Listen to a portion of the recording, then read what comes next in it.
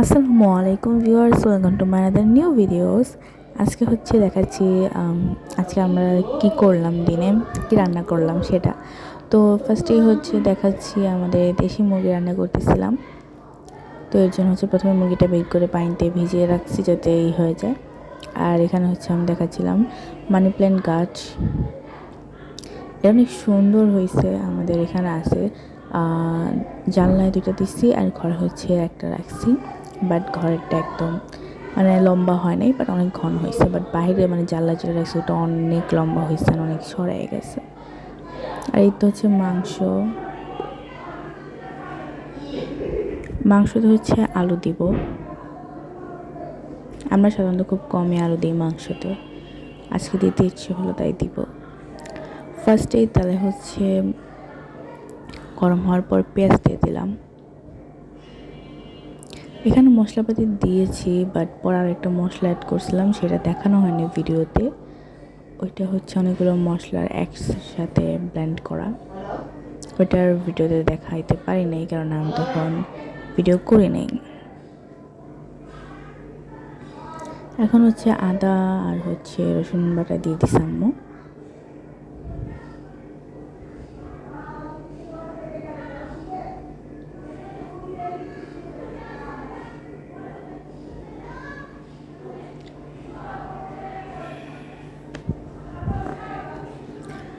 লাস্টের যে final shot ছিল সেটা নেওয়ার সময় ভিডিওটা তো সুন্দরভাবে করতে পারি নাই, কেননা তখন আমার কোচিংয়ের টাইম হয়ে গেছিলো। হ্যাঁ, আমি তাড়াতাড়ি করে খেতে বসছিলাম, এর জন্য ভিডিওটা ভালোভাবে করতে পারি নাই। আর এখানে হলুদ গুঁড়া, মরিচ গুঁড়া, তারপর জিরা ধনিয়া গুঁড়া দিয়ে দিতে আম্মু।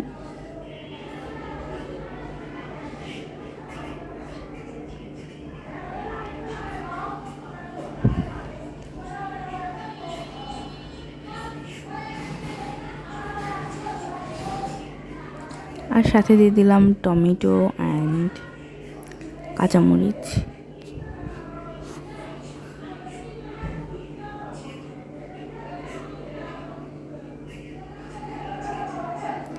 সাথে দিলাম স্বাদ মতো লবণ। এখন মশলাটা ভালোভাবে কষিয়ে নিব। যখন তেল উঠবে তখন মাংস দিব।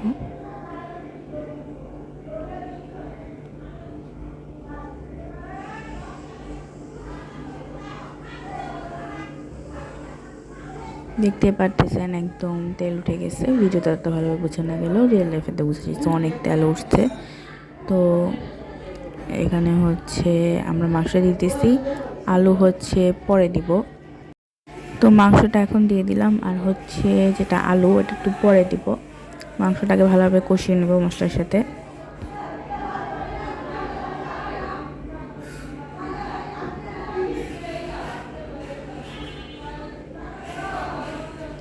যাই বলো না কেন, দেশি মুরগি তারপর সোনালী মুরগি খেতে অনেক মজা।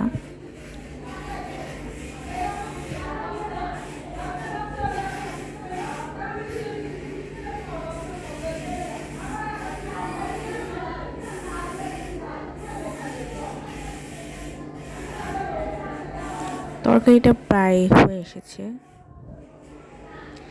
তো গাইস, এই যে তরকারির ফাইনাল লুক। তো এখন ভিডিও শেষ। আজকে ভিডিওতে আমি দেখাইছি মুরগির মাংস কীভাবে রান্না করবেন ঝটপট তাড়াতাড়ি করে। তো আজকে ভিডিও এখানে শেষ করছি। সবাই ভালো থাকবেন, সুস্থ থাকবেন, সুন্দর থাকবেন এবং আমার চ্যানেলটিকে সাবস্ক্রাইব করে পাশে বেল আইকনে ক্লিক করে দেবেন। আসসালামু আলাইকুম, আল্লাহ হাফেজ।